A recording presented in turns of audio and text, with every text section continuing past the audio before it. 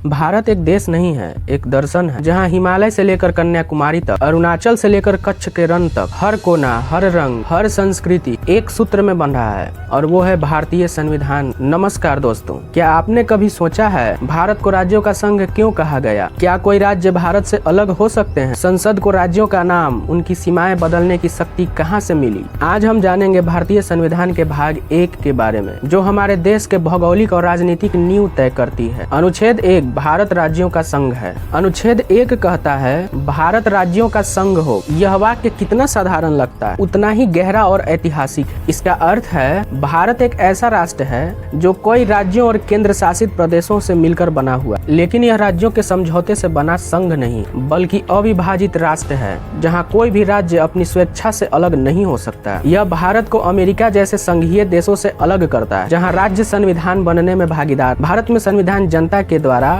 जनता के लिए बना। अब बात करते हैं अनुच्छेद 2 भारत में नए राज्यों का प्रवेश। अगर कल कोई क्षेत्र भारत में शामिल होना चाहे तो क्या वह शामिल हो सकता है? अनुच्छेद 2 यह कहता है संसद को यह अधिकार है कि वह किसी विदेशी राज्य को भारत में मिला सकती है और उसके लिए नए राज्य बना सकती है। अगर इसका उदाहरण देखें तो सिक्किम 1975 में सिक्किम ने लोकतांत्रिक तरीके से भारत में शामिल होने का निर्णय लिया और वह बना भारत का 22वां राज्य, जिसकी राजधानी गंगटोक। अब बात करते हैं अनुच्छेद 3 राज्यों का पुनर्गठन। भारत के नक्शे में बदलाव, एक राज्य के 2 टुकड़े या 2 राज्य मिलकर एक हो जाएं, ये कैसे संभव होता है? अनुच्छेद 3 संसद को यह शक्ति देता है कि वह नए राज्य बना सकती है, राज्यों का विलय कर सकती है, वह किसी भी राज्य की सीमाएं बदल सकती है या किसी राज्य का नाम तक बदल सकती है। इसका उदाहरण हम देखें तो सन 2000 में झारखंड, छत्तीसगढ़ और उत्तराखंड बने। 2014 में आंध्र प्रदेश से टूटकर तेलंगाना बना। हालांकि राष्ट्रपति को संबंधित राज्य से राय लेना अनिवार्य है, लेकिन राष्ट्रपति द्वारा उस राय को मानना आवश्यक नहीं है। अब बात करते हैं अनुच्छेद 4, इसे संविधान संशोधन नहीं माना जाएगा। इतने बड़े बदलाव लेकिन फिर भी संविधान संशोधन नहीं। अनुच्छेद 4 यह स्पष्ट करता है अनुच्छेद 2 और अनुच्छेद 3 के अंतर्गत होने वाले राज्य संबंधी परिवर्तन अनुच्छेद 368 के तहत संविधान संशोधन नहीं माना जाएगा। इसका मतलब यह हुआ संसद साधारण बहुमत से ही भारत के नक्शे को बदल सकती है। को संक्षेप में याद रखें, संविधान का हर भाग सिर्फ कानून नहीं है, हमारी एकता, अखंडता और गरिमा की गारंटी है, और भाग 1 भारत की पहचान है। अगर आपको यह वीडियो जानकारी पूर्ण लगे तो अपने दोस्तों तक जरूर शेयर करें। और हाँ, अगली वीडियो में हम जानेंगे संविधान का भाग 2 नागरिकता,